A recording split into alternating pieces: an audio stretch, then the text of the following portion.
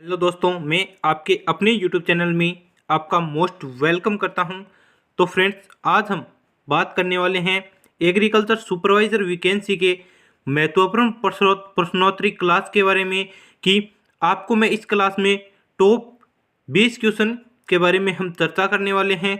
तो इसमें नंबर 1 है क्वेश्चन है वो है कि पशुओं की ऐसी कौन सी बीमारी है जो मनुष्य में लग जाती है। पशुओं की ऐसी कौन सी बीमारी है जो किसमें मनुष्य में लग जाती है। तो सबसे पहले तो पशुओं की ऐसी कौन सी बीमारी है जो मनुष्य में लग जाती है। मनुष्य की बीमारी वो पशुओं में लग जाती है। इस क्रिया को क्या कहते हैं? इस क्रिया को कहते हैं जोनोटिक रोग। किसको? जोनोटिक। किसकी श्रेणी में रखा जाता है इसे? जोनोटिक श्रेणी में इसे रखा जाता है। तो इसमें ऑप्शन नंबर 1 है थनैला रोग, ऑप्शन नंबर 2 है गलघोंटू रोग, ऑप्शन नंबर 3 है एंथ्रेक्स और ऑप्शन नंबर हमारा 4 है उपरोक्त सभी। तो इसमें ऑप्शन नंबर 1 है थनैला रोग। थनैला रोग है वो दूध क्रिया से संबंधित है, तो ये हमारे मनुष्य में नहीं होता। नंबर 2 है गलघोंटू। गलघोंटू रोग में क्या होता है कि पशुओं के गले में ऐसे सांस लेने में बहुत ज़्यादा तकलीफ होती है। और आपका नंबर 3 ऑप्शन है एंथ्रेक्स। ये ऑप्शन नंबर 3 है, ये इस क्वेश्चन का राइट आंसर है एंथ्रेक्स रोग। अब क्वेश्चन नंबर 2 है, उसकी ओर चलते हैं कि दूध में किस वर्णक की उपस्थिति के कारण दूध का रंग है वो कैसा सफ़ेद होता है। दूध का रंग सफ़ेद किस वर्णक की उपस्थिति के कारण होता है? ऑप्शन नंबर 1 है इसमें केसिन, ऑप्शन नंबर 2 है केरोटिन, ऑप्शन नंबर 3 है साइट्रिक अम्ल और ऑप्शन नंबर 4 है उपरोक्त सभी। इसमें केरोटिन के कारण क्या होता है? केरोटिन है वो खीस का पीलापन में सहायक होता है। किसके? खीस के पीलापन में कौन सहायक होता है? केरोटिन। खीस में हो गया हमारा केरोटिन। और उसके बाद केसिन इसका सही आंसर है कि दूध में जो केसिन के कारण दूध का रंग है वो कैसा होता है? सफ़ेद होता है। अब क्वेश्चन नंबर 3 की ओर देखें कि दूध उत्पादन में सर्वाधिक उत्पादन किस राज्य का है। दूध उत्पादन में एक प्रथम स्थान पर कौन सा राज्य आता है? तो ऑप्शन नंबर 1 है उत्तर प्रदेश, ऑप्शन नंबर 2 है हमारा पंजाब, ऑप्शन नंबर 3 है वो है राजस्थान और ऑप्शन नंबर 4 है वो है गुजरात। तो इसमें आपका सही आंसर है वो होगा ऑप्शन नंबर 1 उत्तर प्रदेश। अब नेक्स्ट क्वेश्चन की ओर चलते हैं कि राजस्थान का दुग्ध उत्पादन में कौन सा स्थान है। राजस्थान का दूध उत्पादन में कौन सा स्थान है? तो आपको पता है प्रथम स्थान है वो है यूपी का, उत्तर प्रदेश का, और दूसरा स्थान है वो है राजस्थान का। तो राजस्थान का दुग्ध उत्पादन में कौन सा स्थान है? दूसरा। तो इस क्वेश्चन का सही आंसर है वो होगा सेकंड। क्वेश्चन नंबर 5 की ओर चलते हैं कि सर्वाधिक ऊन उत्पादन वाला राज्य कौन सा है। तो सर्वाधिक ऊन उत्पादन वाला राज्य है वो ऑप्शन नंबर 1 है गुजरात, ऑप्शन नंबर 2 है हरियाणा, ऑप्शन नंबर 3 है राजस्थान और ऑप्शन नंबर 4 है उत्तर प्रदेश। इसमें आपका सही आंसर है वो होगा ऑप्शन नंबर 3। कौन सा? राजस्थान। राजस्थान देश में ऊन उत्पादन में प्रथम स्थान पर है और कितने प्रतिशत ऊन? 35%। देश की 35% ऊन राजस्थान में उत्पादन की जाती है। क्वेश्चन नंबर 5 की तरफ चलें कि बकरी के नवजात को क्या कहा जाता है। बकरी के नवजात को क्या कहा जाता है? इसमें आपका ऑप्शन नंबर 1 है गिल्ट, ऑप्शन नंबर 2 है फिली, ऑप्शन नंबर 3 है वो है काफ और ऑप्शन नंबर 4 है वो है किड। इसमें ऑप्शन नंबर 1 है गिल्ट। गिल्ट किसे कहते हैं? तो गिल्ट है सूअर के नवजात को गिल्ट कहा जाता है। किसके नवजात को? सूअर के नवजात को गिल्ट कहा जाता है। और फिली किसे कहा जाता है? फिली है वो घोड़ा के नवजात को। और काफ है किसे कहा जाता है? तो काफ कहा जाता है गाय के नवजात को। और ऑप्शन नंबर 4 है वो है आपका सही आंसर किड। बकरी के नवजात को क्या कहा जाता है? किड। अब नेक्स्ट क्वेश्चन की ओर चले, क्वेश्चन नंबर 7 की ओर, कि सूअर के मांस को क्या कहा जाता है? सूअर के मांस को क्या कहा जाता है? तो इसमें ऑप्शन नंबर 1 है बीफ, ऑप्शन नंबर 2 है पोरक, ऑप्शन नंबर 3 है मटन और ऑप्शन नंबर 4 है वेनिसन। तो सबसे पहले ऑप्शन नंबर 1 है बीफ। सूअर के मांस को क्या कहा जाता है? तो बीफ किसके मांस को कहा जाता है? तो बीफ है वो आपके गाय के मांस को बीफ कहा जाता है, और भेड़ के मांस को मटन कहा जाता है। भेड़ के मांस को क्या कहा जाता है? मटन। और पोरक है वो किसके मांस को कहा जाता है? सूअर के मांस को पोरक कहा जाता है। तो इसका सही आंसर है पोरक। और वेनिसन है वो किसके मांस को कहा जाता है? हिरण के मांस को वेनिसन कहा जाता है। तो इसका सही आंसर है ऑप्शन नंबर 2 पोरक।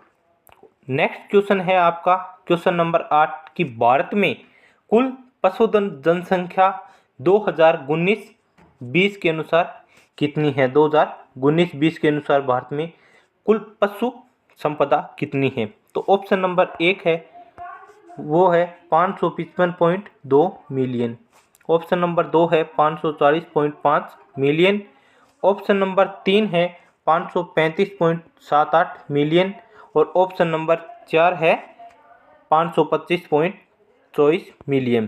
तो इसका जो सही आंसर है वो होगा ऑप्शन नंबर 3, 535.78 मिलियन।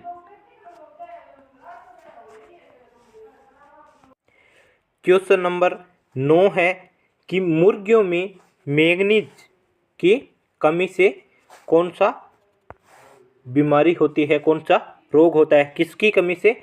मैंगनीज की कमी से मुर्गियों में कौन सी बीमारी होती है? तो इसमें ऑप्शन नंबर 1 है प्लेग, ऑप्शन नंबर 2 है पेरोसिस, ऑप्शन नंबर 3 है चेचक और ऑप्शन नंबर 4 है रानीखेत। तो इसमें आपका सही आंसर है वो होगा ऑप्शन नंबर 2 पेरोसिस। पेरोसिस जो बीमारी है वो किसकी कमी से होती है? मैंगनीज की कमी से मुर्गियों में पेरोसिस बीमारी हो जाती है। तो आगे नेक्स्ट क्वेश्चन की बात करें, क्वेश्चन नंबर 10 कि गाय की किस नस्ल को लोला उपनाम से जाना जाता है? गाय की किस नस्ल को किस नाम से लोला उपनाम से जाना जाता है? तो इसमें ऑप्शन नंबर 1 है साहिवाल, ऑप्शन नंबर 2 है गिर, ऑप्शन नंबर 3 है देवनी और ऑप्शन नंबर 4 है वो है राठी। तो इसमें सही आंसर है वो होगा आपका ऑप्शन नंबर 1 साहिवाल। साहिवाल गाय को किस नाम से? लोला उपनाम से जाना जाता है। और साहिवाल आपकी साहिवाल गाय है, साहिवाल नस्ल की गाय, उसका दुग्ध उत्पादन सर्वाधिक होता है देसी गायों में। देसी गायों में दुग्ध उत्पादन सर्वाधिक गाय की किस नस्ल का होता है? तो आपका आंसर आएगा साहिवाल गाय का। तो इस प्रश्न का सही आंसर साहिवाल। नेक्स्ट क्वेश्चन की बात करें, क्वेश्चन नंबर 11 कि भेड़ की गर्भकाल अवधि कितने दिन की होती है? भेड़ की गर्भकाल अवधि कितने दिन की होती है? तो इसमें ऑप्शन नंबर 1 है 150 दिन, ऑप्शन नंबर 2 है 148 दिन, ऑप्शन नंबर 3 है 180 दिन और ऑप्शन नंबर 4 है वो है 210 दिन। तो इसमें 150 दिन किसकी होती है गर्भकाल अवधि? बकरी की। किसकी? बकरी की गर्भकाल अवधि है वो होती है 150 दिन, नोट कर लेना। और 148 दिन है वो भेड़ की गर्भकाल अवधि होती है। किसकी गर्भकाल अवधि होती है? 148 दिन भेड़ की गर्भकाल अवधि। तो इस क्वेश्चन का सही आंसर होगा ऑप्शन नंबर 2 148 दिन। नेक्स्ट क्वेश्चन की ओर चलते हैं, क्वेश्चन नंबर 12 कि मुर्गियों का एक दूसरे पक्षी को चोंच मारकर घायल करना क्या कहलाता है? मुर्गियों का एक दूसरे पक्षी को चोंच मारकर घायल करना क्या कहलाता है? ऑप्शन नंबर 1 है कैपोनाइजेशन, ऑप्शन नंबर 2 है डीवर्मिंग, ऑप्शन नंबर 3 है कैनाबोलिज्म और ऑप्शन नंबर 4 है उपयुक्त सभी। तो इसमें आपको पता है कि केपोनाइजेशन किसे कहते हैं। केपोनाइजेशन है मुर्गियों की प्रजनन क्षमता है वो समाप्त करना, केपोनाइजेशन कहलाता है। इसे बंदियाकरण भी कहा जाता है। तो ये ऑप्शन आपका गलत है।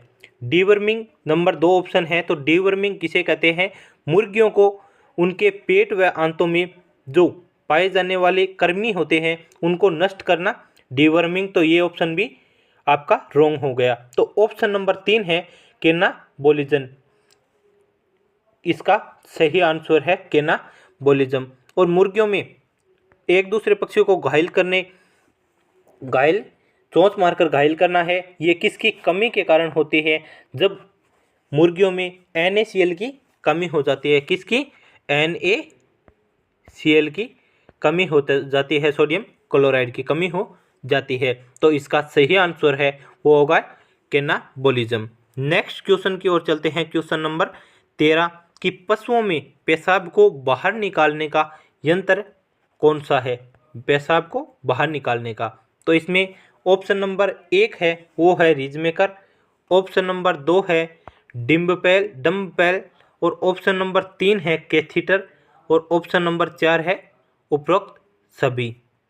इसमें आपका सही आंसर होगा, इसमें रीजमेकर है। रीजमेकर के बारे में आप जानते हो कि मेड व क्यारियां बनाने के काम आता है कौन, रीजमेकर। तो ये ऑप्शन आपका रॉन्ग हो गया। और डिम्बपेल ये दुग्ध निकालते समय दुग्ध डालने हेतु उपयोग होने वाली बाल्टी बोलते हैं इसे, डिम्बपेल। ये ऑप्शन भी आपका गलत हो गया। तो इसमें इसका सही आंसर है वो होगा ऑप्शन नंबर 3 कैथीटर। कैथीटर का उपयोग है वो हम पशुओं में पेशाब को बाहर निकालने के लिए किसका उपयोग, कैथीटर का प्रयोग करते हैं। तो इससे क्वेश्चन का सही आंसर है option number 3 catheter. Next question की बात करते हैं। क्वेश्चन नंबर 14 कि पशुओं में चयन की सर्वोत्तम विधि कौन सी है। इसमें ऑप्शन नंबर 1 है वो है आपका वंशावली चयन, ऑप्शन नंबर 2 है प्रदर्शन वृत्त चयन और ऑप्शन नंबर 3 है गुणांकन तालिका चयन, ऑप्शन नंबर 4 है वो है संतति परीक्षण। तो इसमें ऑप्शन नंबर 1 है वंशावली चयन। कौन सा, वंशावली चयन। ये होता है कि पशुओं के पूर्वज होते हैं उनके वंशावली अभिलक्षण देखकर पशुओं का चयन किया जाता है। तो ये आपका ऑप्शन है ये रॉन्ग है। ऑप्शन नंबर 2 है प्रदर्शन वृत्त चयन। ये है कहीं खेल प्रदर्शनी में पशुओं का देखकर पशुओं का चयन किया जाता है, लेकिन हम स्पष्ट रूप से पशुओं का चयन नहीं कर पाते, तो ये सर्वोत्तम विधि नहीं है। गुणांकन तालिका विधि ये विधि पशुओं की चयन करने की सर्वोत्तम विधि है। तो इस क्वेश्चन का सही आंसर होगा ऑप्शन नंबर 3 गुणांकन तालिका विधि द्वारा। नेक्स्ट क्वेश्चन नंबर 15 की हम बात करें कि रुमेन पशुओं के किस भाग में स्थित होता है। कौन, रुमेन। पशुओं की आमाशय का एक भाग है कौन सा, रुमेन। ये किस भाग में होता है। ऑप्शन नंबर 1 है आपका दाएं भाग में, ऑप्शन नंबर 2 है बाएं भाग में, ऑप्शन नंबर 3 है ऊपरी भाग में और ऑप्शन नंबर 4 है उपरोक्त सभी। तो क्वेश्चन नंबर 15 का आपका सही आंसर होगा ऑप्शन नंबर 2 बाएं भाग में। पशुओं में जो रुमेन होता है, रुमेन पशुओं के बाएं भाग में, पशु के शरीर के बाएं भाग में पाया जाता है, उपस्थित होता है।